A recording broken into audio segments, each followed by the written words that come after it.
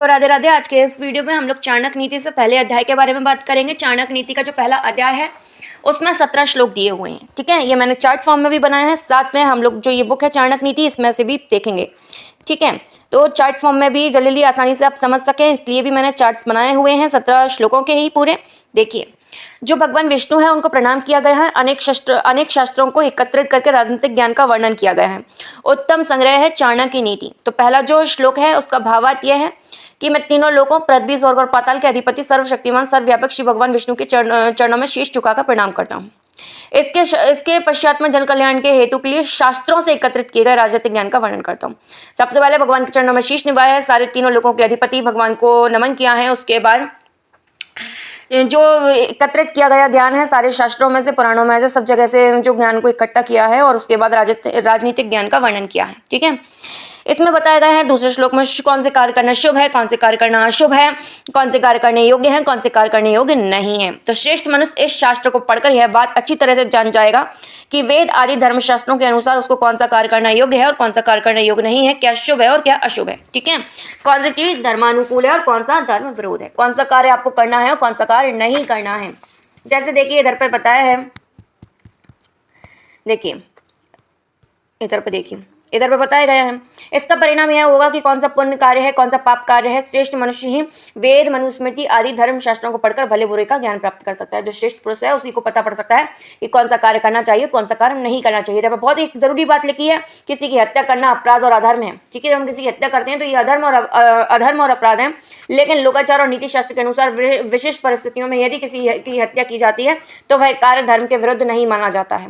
क्यों नहीं माना जाता? जैसे मान लीजिए इधर पे एक उदाहरण के तौर पर बताया गया है, गांधी जी ने कहा गोली मार दो, जो बछड़ा है उसको गोली मार दो। इधर पे जो उसको आदेश दिया गया है बछड़े को गोली मारने का, ये धर्म विरुद्ध नहीं है, क्योंकि उस तड़पते हुए बछड़े को उसके जिसका इलाज संभवतः उस समय कष्टदायी पीड़ा से निजात दिलाने हेतु उसकी जीवन लीला समाप्त कर देना ही धर्म था। इसी प्रकार महाभारत के युद्ध में अश्वत्थामा, तो ये वाली जो अश्वत्थामा वाली बात है, ठीक है, जो धर्मराज युधिष्ठिर हैं थोड़ा सा झूठ बोल देते हैं, आधा झूठ आधा सच बोल देते हैं, कहे द्वारा कहे गए ये शब्द द्रोणाचार्य द्वारा किए जा रहे संघार से बचने हेतु समय की परिस्थिति को देखते हुए धर्मानुकूल थी और फिर भगवान ने भी इसको उपयुक्त माना। इसी प्रकार स्पष्ट है कि जो चाणक्य हैं उनका कथन सत्य था और नीति शास्त्र के ज्ञान के से व्यक्ति को शुभ तथा अशुभ कर्म का ज्ञान होता है। बताया गया है जो अगर किसी के पास निजी शास्त्र का ज्ञान है तो उसको पता होगा कि उसको कौन सा कार्य करना शुभ है, कौन सा कार्य करना अशुभ है, इन सब चीज़ों का ज्ञान हो जाएगा। ठीक है, अब हम देखेंगे थर्ड वाले में क्या बताया है कि दुनियादारी के बारे में बताया गया है।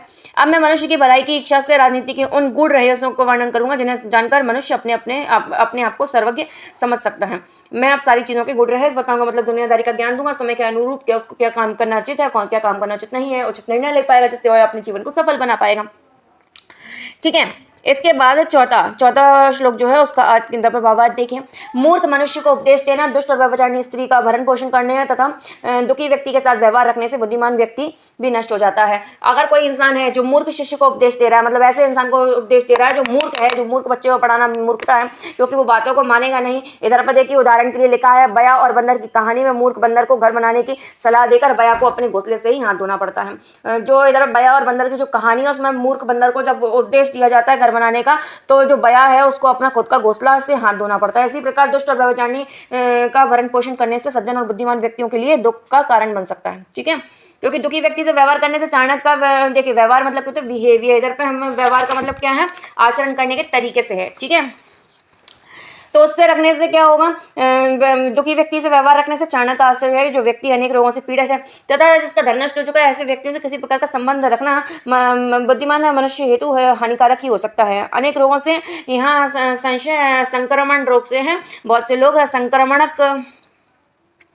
संक्रामक रोगों से ग्रस्त होते हैं। उनकी संगति से स्वयं रोगी होने का अंदेशा हो सकता है और जिन लोगों का धन नष्ट हो चुका है अर्थात जो दिवालिया हो गए हैं उनसे एकाएक विश्वास करना कठिन ही होता है। सभी प्रकार के दुखी व्यक्तियों से दूर रहना ही उचित है। अतः यहाँ चाणक्य इस भाग का सही अर्थ समझना जरूरी है। संभवतः देखने में ये बातें कुछ व्यक्तियों को साधारण प्रतीत होती हैं, लेकिन यदि इन बातों पर थोड़ा गंभीरता पूर्वक विचार किया जाए तो स्पष्ट हो जाता है कि चाणक्य ने बड़ी गंभीर बातें कही हैं। ठीक है, इसके बाद अब हम इधर पे आते हैं 5th नंबर पे इधर पर देखिए, जिस व्यक्ति की पत्नी दुष्ट हो, जिसके मित्र धूर्त हो और नौकर जवाब देने वाले हो तथा जिसका निवास ऐसे घर में हो जहाँ पर सांप के होने की संभावना, ऐसे व्यक्ति की मृत्यु में कोई संशय नहीं है। आचार्य चाणक्य कह रहे हैं ऐसे लोगों की मृत्यु कभी भी हो सकती है, इसमें कुछ भी संशय नहीं है। ठीक है, अब इसके बाद हम देखेंगे, पहले ये जो मैंने 5 पॉइंट्स करा दिए हैं, इन 5 पॉइंट्स को एक बार रिवाइज करा देती हूँ जल्दी से। ये जो 5 पॉइंट्स है देखिए, सबसे पहले भगवान विष्णु को प्रणाम किया है, शास्त्रों से ज्ञान को एकत्रित किया है, राजनीतिक ज्ञान का वर्णन किया है, उत्तम संग्रह है चाणक्य नीति, कौन से कार्य करने चाहिए, कौन से कार्य नहीं करने चाहिए, कौन से कार्य करने योग्य है, कौन से कार्य करने अयोग्य है, दुनियादारी का ज्ञान दिया है, समय के अनुरूप कौन सा उचित निर्णय लेना चाहिए, आपको जीवन को सफल बनाने के लिए चीजें बताई हैं।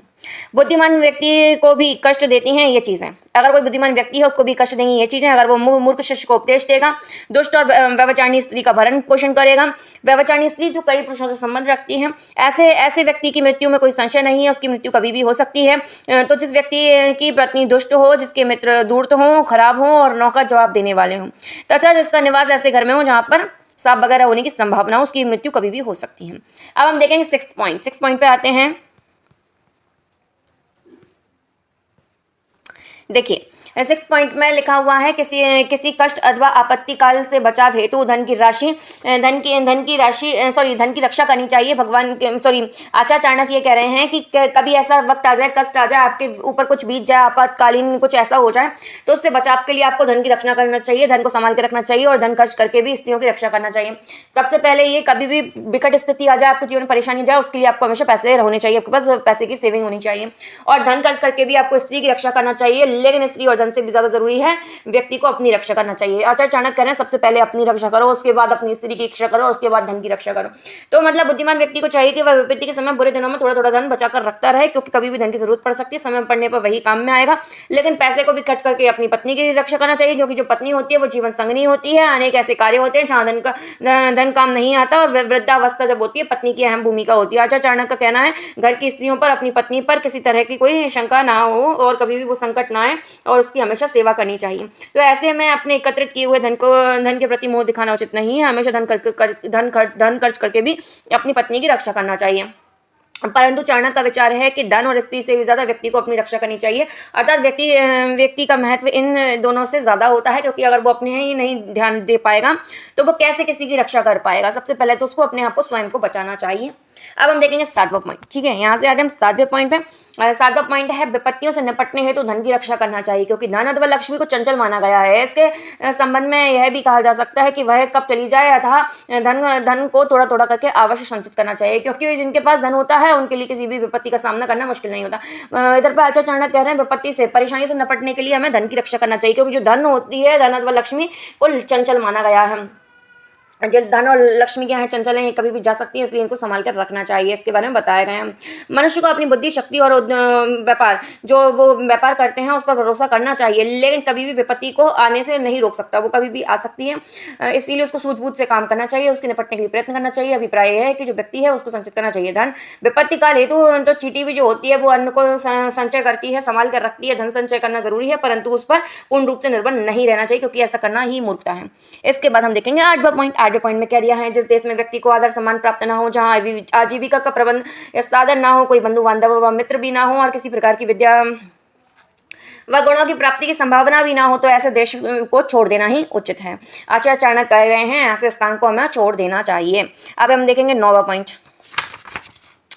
अच्छा, 8वां जो पॉइंट है, इधर पर कुछ बातें समझाई गई हैं। किसी अन्य देश अथवा किसी अन्य स्थान पर जाने का लालच भी होता है कि वहां जाकर कोई नवीन बात, नवीन विद्या और नवीन गुण सीख सकेंगे, लेकिन जहां इनमें से किसी भी बात की संभावना ना हो, तो ऐसे देश और स्थान को तत्काल छोड़ देना चाहिए। कहने का तात्पर्य है कि व्यक्ति को ऐसे स्थान पर निवास करना चाहिए जहां उसको सम्मान मिले, जहां उसके पास उचित आजीविका का साधन हो, जहां उसके मित्र व बंधु बांधव नजदीक हों, तथा जहां उसे नवीन विद्या अथवा ज्ञान की प्राप्ति हो।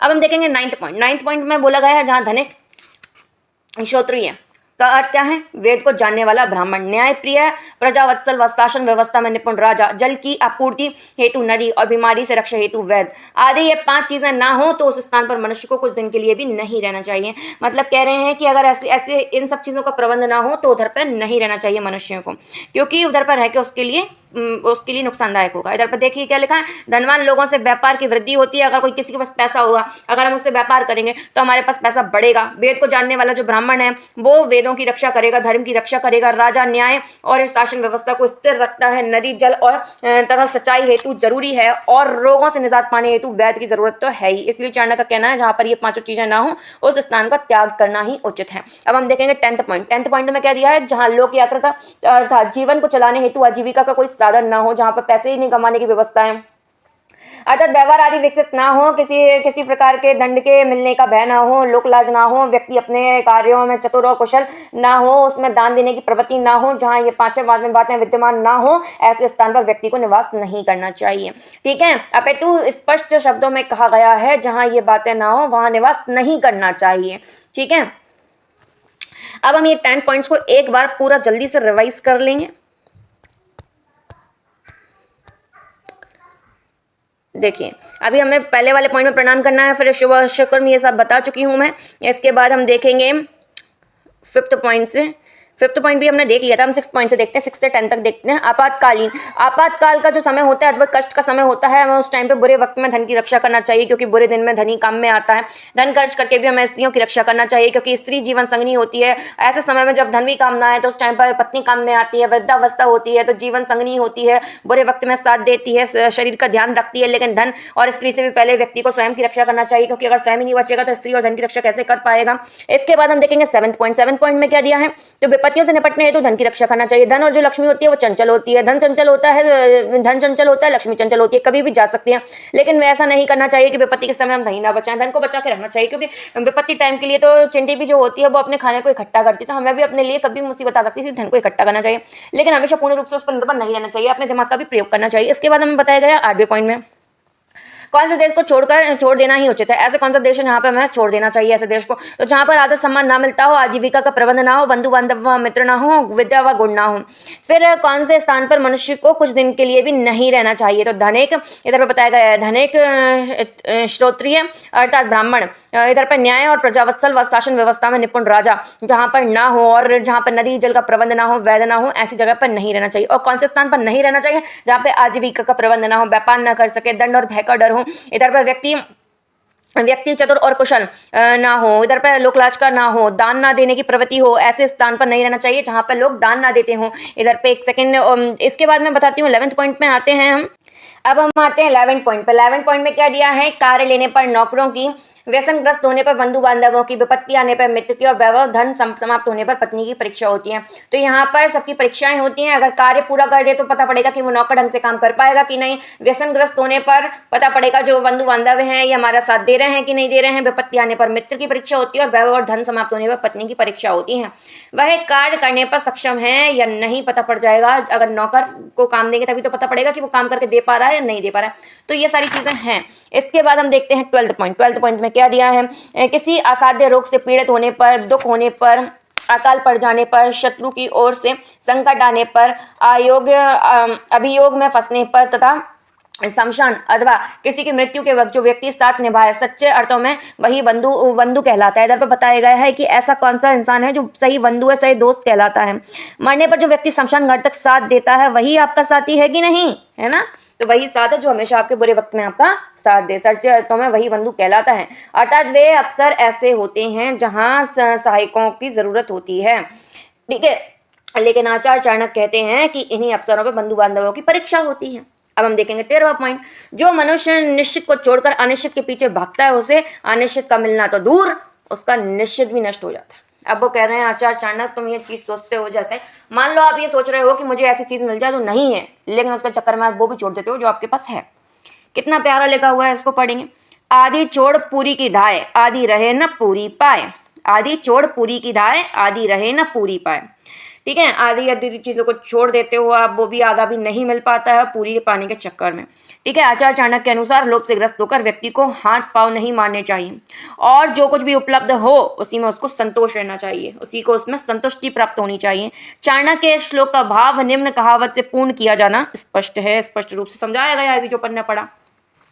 एक बार और पढ़ देती हूँ। आदि छोड़ पूरी की दाय, आदि रहे न पूरी पाए। जो व्यक्ति अनिश्चित पदार्थों की इच्छा करके उनके पीछे भागता है तो उसका परिणाम यही होता है कि अनिश्चित के चक्कर में उसके हाथ में निश्चित भी छूट जाता है। क्या दिया हुआ है? तो प्रज्ञा अर्थात बुद्धिमान व्यक्ति को चाहिए कि वह श्रेष्ठ कुल में उत्पन्न हुई कुरूप सौंदर्यहीन कन्या से भी विवाह कर ले, परंतु नीच कुल में उत्पन्न हुई सुंदर स्त्री के से केवल उसका रूप देखकर विवाह न करे। बताया गया है दो कुलों का वर्णन आता है, दो कुलों का वर्णन आता है, दो कुलों में बताया गया है, एक तो श्रेष्ठ कुल है और एक में नीच कुल है। इधर पर श्रेष्ठ कुल को ध्यान से देखिए, श्रेष्ठ कुल वो माना गया है जहां पर लोग इज्जतदार हो। ठीक है, यहाँ पर यह बात विशेष रूप से ध्यान देने वाली है। श्रेष्ठ कुल यदि गरीब भी हो, श्रेष्ठ कुल का मतलब इधर पर नहीं है धनवान, इधर पे गरीब भी हो, श्रेष्ठ कुल यदि गरीब भी हो तो भी धनवान नीच कुल से श्रेष्ठ है। और नीच कुल भले धनवान हो लेकिन नीच है तो नीच माना जाएगा। देखिए दोबारा समझाती हूँ, श्रेष्ठ कुल का मतलब है अच्छे विचारों वाला सज्जन लोगों का घर, और नीच कुल भले धनवानों वाला पैसे वाला, लेकिन जो लोग गंदे लोग हैं, व्यसनग्रस्त रहते हैं, दारू नशा करते हैं और बुरे आचरण वाले हैं, तो ऐसे कुल को बेकार माना गया है।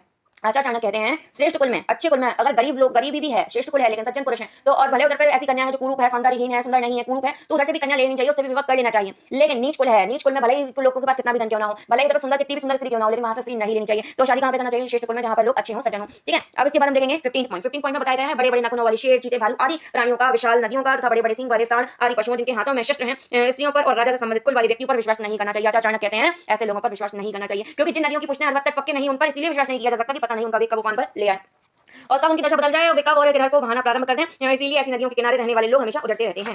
ठीक है, कि उन्हें स्वतंत्र, इधर पर देखिए, हाँ, कि उन्हें स्वतंत्रता आरक्षित न छोड़े। जो स्त्रियां होती हैं, स्त्रियों के ऊपर विश्वास न करने से चाणक्य का आशय है कि उनको स्वतंत्र और आरक्षित न छोड़े, उनका हमेशा रक्षा करते हैं। ठीक है, इसके बाद देखिए आचार्य चाणक्य के अनुसार राजा से संबंधित और उनके कुल वाले व्यक्तियों पर भी विश्वास नहीं करना चाहिए। वे कहते हैं जो राजा है वो जो राजा से संबंधित लोग हैं उन पर विश्वास नहीं करना चाहिए, क्योंकि वे राजा के कान कभी भी भर सकते हैं और हमें संकट में डलवा सकते हैं। इसके बाद 16 पॉइंट में बताया गया है कौन सी चीजों को ग्रहण कर लेना चाहिए, तो बहुत जरूरी चीज है। देखिए, विष में से अमृत को, अगर विष है तो उसमें से अमृत को। फिर इसके बाद है अपवित्र और अशुद्ध वस्तुओं में से भी सोने को, और नीच मनुष्यों से अच्छी विद्या, विद्या कला अथवा गुणों को। भले ही नीच मनुष्य, पर देखिए राम भगवान ने रावण के पास भेजा था लक्ष्मण जी को विद्या ग्रहण करने के लिए। विद्या जहां से मिले वहां से ग्रहण करने का, ये ना सोचे कि नीचे ऊंची है। ठीक है, नीच व्यक्तियों से भी विद्या कला अथवा गुणों को और दुष्ट कुल में उत्पन्न अच्छे गुणों से युक्त स्त्री रूपी धन को, रत्न को भी ग्रहण कर लेना चाहिए। अगर दुष्ट कुल है, अगर गुणी स्त्री है, गुणों से युक्त स्त्री है, तो उसको भी स्त्री रूप में ग्रहण कर लेना चाहिए, स्त्री रत्न रूप में ग्रहण कर लेना चाहिए। इधर बताया है यदि विष से भी अमृत की प्राप्ति होती है तो उसको छोड़ना नहीं चाहिए, अपितु ग्रहण कर लेना चाहिए, स्थान विशेष का विचार नहीं करना चाहिए। ठीक है, गंदे स्थान पर भी सोना पड़ा हो तो उसे भी लेना चाहिए।